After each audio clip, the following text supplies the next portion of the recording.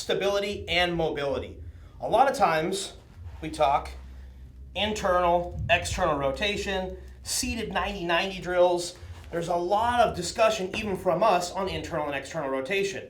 Well, what about the lateral hip shift through here? He's not going to be my best demonstration, so I brought Brandon with me today. Brandon, give me a couple squats actually. Unless there's a huge deviation while squatting or deadlifting, we're not going to see lateral hip movement. And that's probably a good thing if you want to keep your adductors on your body while squatting heavy. So I'm going to move him out of the way, and we're going to cover another one of our older drills that you may not be super familiar with. So Brandon, let's get you into a lunge position here, kind of our sideways lunge position. So our hip shift drill. One of the things we're looking for first is opening this up. So if we set up way in here because we're tight, right? The hip's not opening to the same degree. Now, everybody's different, so you may have to start here. The ultimate goal would be looking like a real wide sumo deadlift. This is in alignment here, a little bit of braces set up, everything's open and not shifted. So now Brandon's gonna try to keep his point of contact between head and the knee the same, and hips are what's gonna go this way as we work our hip slide, our hip shift.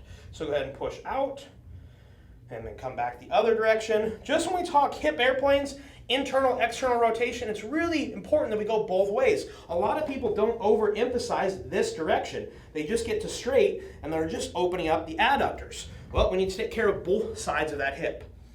So we'll check Brandon here, and I'm gonna have you shift a little bit less and keep your weight over your knee, hip, as you go this way.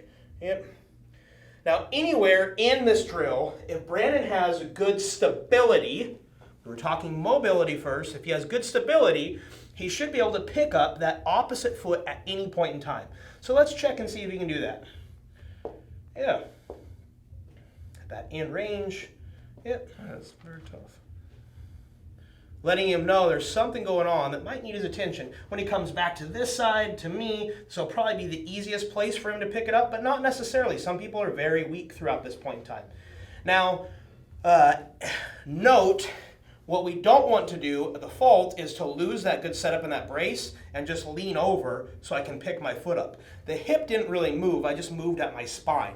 So once again, anywhere through this hip slide, this hip shift, I should be able to pick up my foot as I'm really working to move those hips back and forth. Let's get the other side just for a couple reps, check for any discrepancies. Like our other work, get about 30 seconds in here. If I had to do reps, I'd only do about 3 or 5 before we shifted. These, coupled with Copenhagen adductions, can be a great couplet of exercises for your movement prep. Anything to add there, Brandon? Yes, I think this is actually one of the most, it's hard to say this for sure, this is one of the most intent-driven drills. If you do not do this correctly, you do not get a darn thing out of it. And most of the time, unfortunately, people do it correctly incorrectly in some way. A lot of individuals just end up kind of doing this here, not really going through anything specific.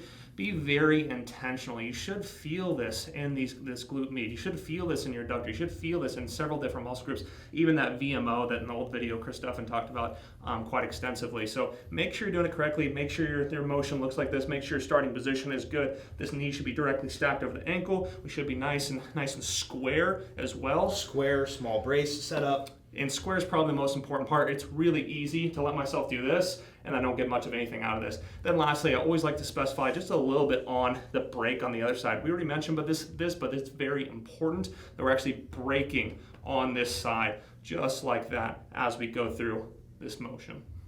So to recap, pretty easy basic movement when you look at it. We do a lot of drills, internal, external rotation, rotating that femur in the hip socket, but what about shifting side to side? If you're a good lifter, you shouldn't have a lot of that. If you're not doing other sport-specific drills, you're probably not moving your hips in that way.